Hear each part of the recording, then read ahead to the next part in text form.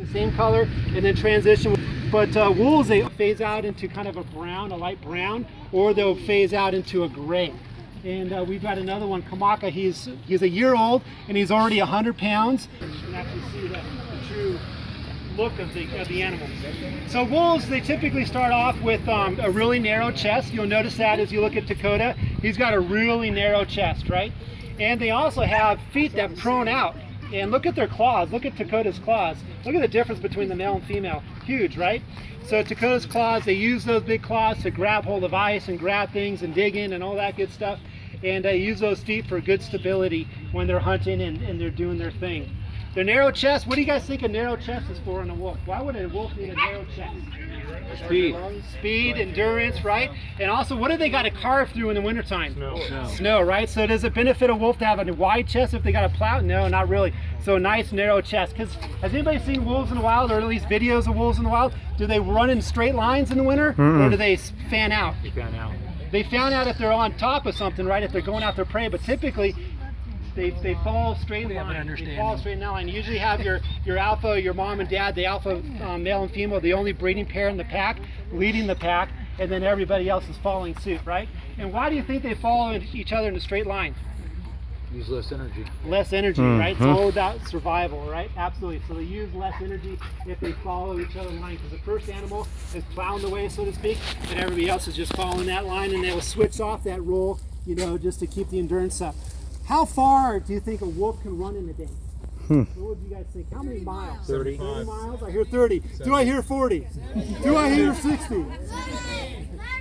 Probably over 100. Yeah, anywhere from 60 to 80 miles in a day. You know, that's a lot of territory. Their ranges can cover, you know, depending on the acreage, depending on the viability of game, their range could be hundreds of acres. So it's just thousands of acres, just depending on the size of the wolf pack. So a wolf pack, what is a wolf pack? Who can tell me what a wolf pack is? Family. What's a wolf pack? Okay, a bunch of wolves. Just kind of like your family, if you think of your family, right? A wolf pack is essentially extended family. So you have your mom and your dad, and those are the parents, right? Those are the breeding pair, and then their offspring, and that typically is what a wolf pack is. So a wolf pack is a family group of wolves, okay? Sometimes they'll adopt outside wolves, but typically it's just your family group of wolves is what a wolf pack is, right? So they have a really tight-knit, close structure, right? They look out for each other. You know, if there's babies in the den, they'll bring food to the mom who's nursing the babies. They'll switch off childcare. Aunt or uncle will come over and take care of the little ones so mom can have a break.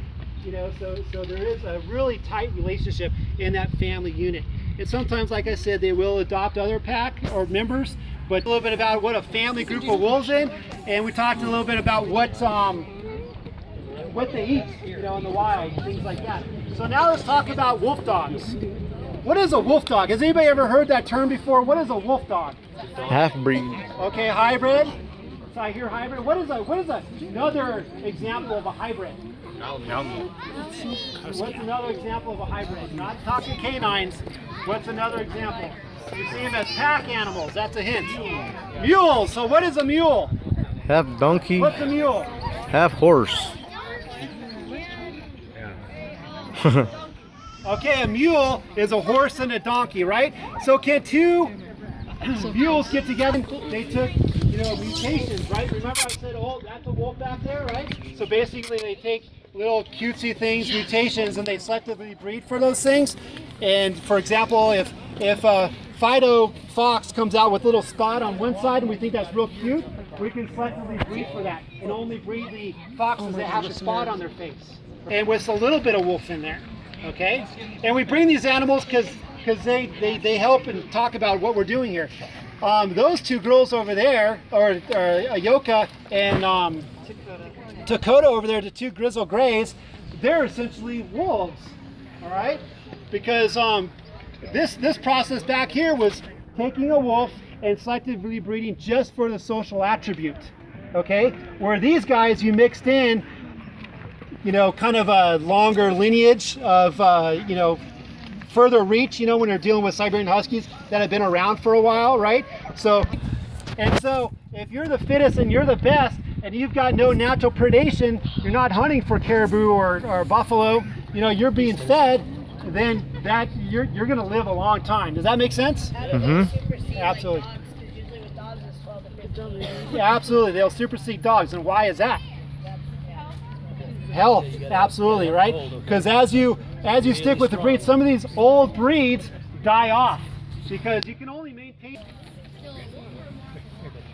So if you take a wolf and breed another wolf, and then you only breed the animals that are more social, is that what you're asking? But once you change the phenotype of that animal, now let's talk about phenotype, and now I'll get around to your question and go through that domestication process with a canine. There's a breed of canine out there which the two grizzle grays and the black qualify as their CKC purebred. If you take that and you alter it, then you're dealing with a different animal. Yes. You're basically just breeding for a wolf that would have died in the wild. This is our one that's just a touch unpredictable. Maybe. Even in Yellowstone. Has anybody watched YouTube and seen wolves? Yeah. You're breeding All the time. recessive trait. Hey, Yes. ahí está vos. But even in yeah, also happens naturally too. Oh, dude.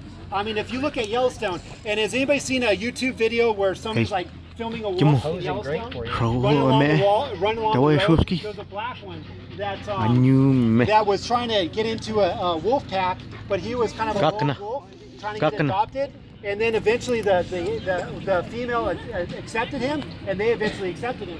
But he wasn't afraid of people, so he would run down, and he would run down to the road because all the other wolves were afraid of the road because that's where people were. But he wasn't, and so it happens naturally, and that's how we got dogs originally. You know, because some animals, you know, they'll be less fearful of people. You know, so will that? Yeah, that could go against him. You know, especially for hunters and things like that.